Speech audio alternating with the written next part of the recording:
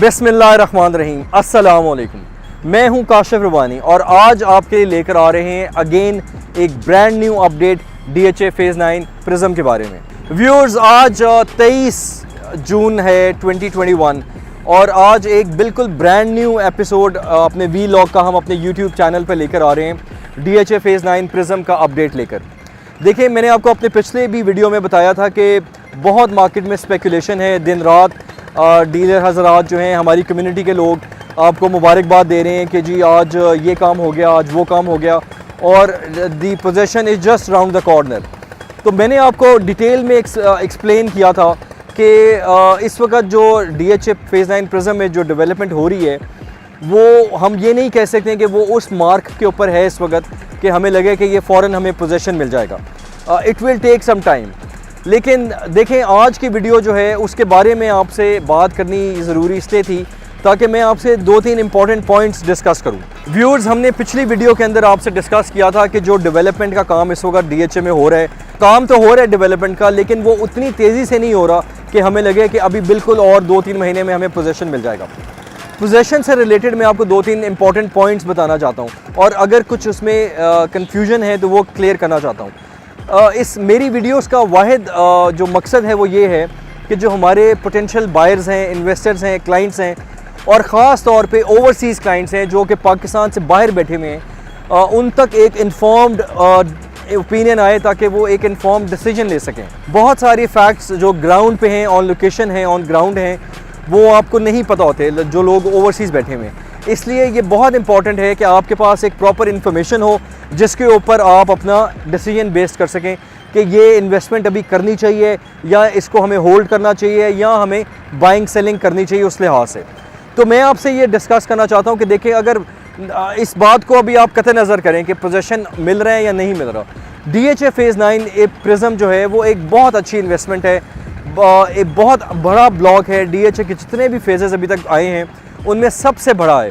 Infrastructure इतना बड़ा है, डेवलपमेंट का काम एक बहुत मैनली बड़ा इम्पॉसिबल काम था कि लेकिन DHA की मैनेजमेंट ने पिछले चंद एक सालों में बहुत एफर्ट की है और एक इसकी पिक्चर अभी निकल कर आ गई है। एक बात इंपॉर्टेंट जो आपको समझने की वो ये है कि देखें, कल अगर पोजीशन मिल जाता है तो ये नहीं होगा कि हफ्ते के बाद 10 दिन के बाद लोग यहाँ पर घर बनाना शुरू कर देंगे। एक लाइफ आने में, एक कम्युनिटी बिल्डअप होने में कम से कम 5 से 7 साल लगेंगे और उसके अंदर ऐसा भी नहीं होगा कि आपको उसके लिए इलेक्ट्रिसिटी चाहिए, बिजली का निज़ाम चाहिए, सीवरेज का निज़ाम चाहिए, पानी चाहिए, स्कूल कम्युनिटी चाहिए, हस्पताल चाहिए, जो कि फेज़ 9 प्रिज्म में आने के लिए अभी कम से कम आपको 5-7 साल लगेंगे।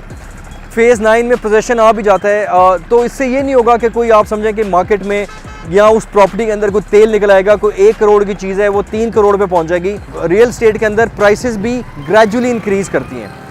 एक जंप प्रॉपर्टी के अंदर आ गया है DHA फेज़ 9 के अंदर, स्पेशली मार्केट तेज़ है। मेरी टिप जो है, जो सेलर्स हैं उनके लिए है कि हमेशा चलती हुई मार्केट में या उठती हुई मार्केट में, तेज़ मार्केट में आपको प्रॉपर्टी सेल कर देनी चाहिए। बहुत सारे हमारे पोटेंशियल कस्टमर्स हैं, इन्वेस्टर्स हैं, क्लाइंट्स हैं, ओवरसीज़ क्लाइंट्स हैं, उनको ये होता है कि अभी यार क्योंकि मार्केट में तेज़ी है, प्राइसेस बढ़ी हैं, तो हम थोड़ा और इंतज़ार कर लेते हैं, और पता लगता है कि वो जो एक बबल था वो बर्स्ट हो गया है और प्राइसेस डाउनवर्ड हो गई हैं। तो वो जो आपको एक अच्छी प्राइस मिल रही थी, एक प्रॉफिटेबल प्राइस मिल रही थी, वो मिस हो जाती है और आप लेट्स से अगर आपकी एक प्रॉपर्टी है जो करोड़ रुपए की है और मार्केट की तेज़ी की वजह से वो 1.25 करोड़ पे, 1.5 करोड़ पे चली जाती है। मेरी आपको एडवाइस है, सजेशन है कि तेज़ मार्केट में आप प्रॉपर्टी सेल कर दें और उस अमाउंट को कहीं और री इन्वेस्ट कर लें। लेकिन बहुत दफ़ा क्या होता है कि क्लाइंट कहते हैं इसको होल्ड करें, होल्ड के इस लालच के अंदर कि यार इसमें 10 लाख और बढ़ जाए, 50 लाख और बढ़ जाए, तो वो डिसीजन टाइम ना होने की वजह से वो जो 1.5 करोड़ की प्रॉपर्टी होती है वो वापस 1 करोड़ पे आती है और एट टाइम्स 1 करोड़ से भी नीचे चली जाती है। मैं आपको एक एग्जांपल लेकर समझा रहा हूँ। तो उससे ये होता है, फिर वो बहुत सारे लोग हैं वो कहते हैं यार ओहो हमने ये उस टाइम पे बेच देते तो अच्छा था, यानी कि एक रिग्रेट आ जाता है। तो उस रिग्रेट से बचने के लिए आप इस अपॉर्चुनिटी को अवेल करें। जो मार्केट डायनामिक्स हैं, डिमांड एंड सप्लाई इतनी ज़्यादा नहीं है, बहुत सारे डीलर्स ने बयाने किए, सस्ती चीज़ें उठा के उसको होल्ड किया और मार्केट में एक इन्फ्लेशन यानी कि इन्फ्लेट होगी प्राइसेस। जिसमें करेक्शन आनी लाजमी है, 100% है, इनएविटेबल है। तो आप इस अपॉर्चुनिटी को, अगर आपके पास अच्छी ऑफर्स आ रही हैं, आप इसका वेट ना करें और अपनी इस इन्वेस्टमेंट को अगर आप बेचना चाहते हैं तो बेच दें।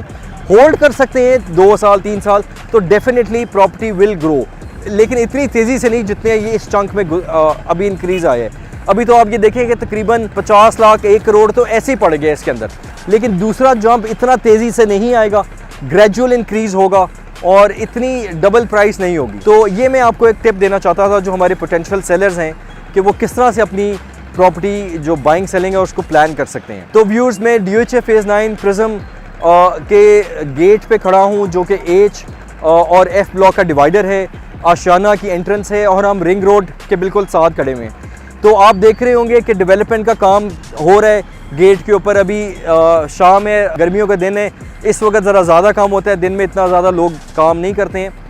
तो काम तो हो रहा है और ग्रेजुअली काम चलता रहेगा, लेकिन इन्वेस्टमेंट को प्लान करना इज़ ज़्यादा इम्पॉर्टेंट बजाय इसके कि पोजेसन आ रहे हैं या पोजेसन नहीं आ रहा। इसके ऊपर तो आप अपना जो भी फ़ैसला करें, लेकिन मेरी कोशिश थी कि एक इन्फॉर्म्ड ओपिनियन आपके पास आए, ऑन ग्राउंड के जो फैक्ट्स हैं वो हम आपसे डिस्कस करें और आपको एक टिप दें और आपको एडवाइस करें। DHA फेज़ 9 प्रिज्म के अंदर 5 मरला, 10 मरला, 1 कनाल, 2 कनाल के रेजिडेंशियल प्लॉट्स हैं और 4 मरला और 8 मरला के कमर्शियल प्लॉट्स हैं। कमर्शियल प्लॉट्स जो हैं कमर्शियल जोन 1, जोन 2 और जोन 3 है और ओवल का कमर्शियल है। इसके अंदर बाइंग और सेलिंग का ट्रेंड जो है इस वक्त तेज़ है। प्राइसेस ओवरऑल जो हैं वो इन्फ्लेटेड हैं, रेजिडेंशियल में भी और कमर्शियल में भी।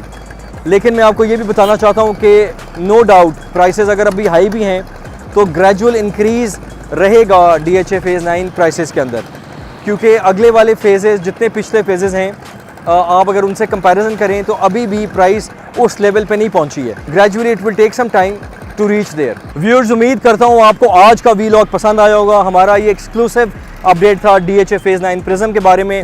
आप देख रहे हैं डेवलपमेंट का काम हो रहा है। मैंने इसलिए कोशिश की कि इसी वीक में एक और अपडेट आपसे शेयर करूं ताकि आपको अपडेट की जो असल सिचुएशन है वो पता चले। DHA फेज़ 9 में काफ़ी तेज़ी से काम हो रहा है इस वक्त, लेकिन पोजीशन के ऊपर आपका इतना फोकस नहीं होना चाहिए। इन्वेस्टमेंट को कैसे प्लान करना है, मेन काम आपका वो होना चाहिए। ROI जो है आपको वो कैसा मिलता है। व्यूअर्स, हमारी प्रॉपर्टी डिटेल्स लेने के लिए इस चैनल को सब्सक्राइब करें, बेल आइकन को प्रेस करें ताकि आपको हमारी प्रॉपर्टी और न्यूज़ जितनी भी है वो अपडेट्स आपको मिलते रहें। नेक्स्ट टाइम एक नई वीडियो के साथ आएंगे, तब तक अपना ख्याल रखिए। अस्सलाम वालेकुम रहमतुल्लाह।